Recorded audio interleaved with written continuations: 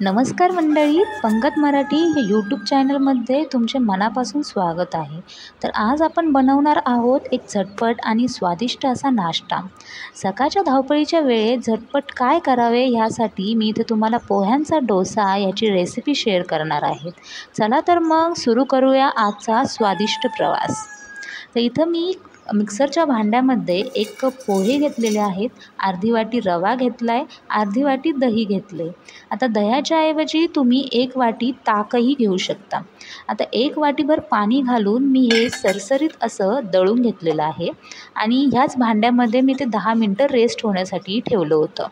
तर आता हे का दुसऱ्या भांड्यामध्ये हे मी मिश्रण ओतून घेतलेलं आहे आणि त्यामध्ये चवीनुसार मीठ व खाता सोडा घालून फेटून घेतलेलं आहे। बॅटर जेवढं तुम्ही फेटून घेताल तेवढाच तुमचा डोसा स्पंजी बनेल।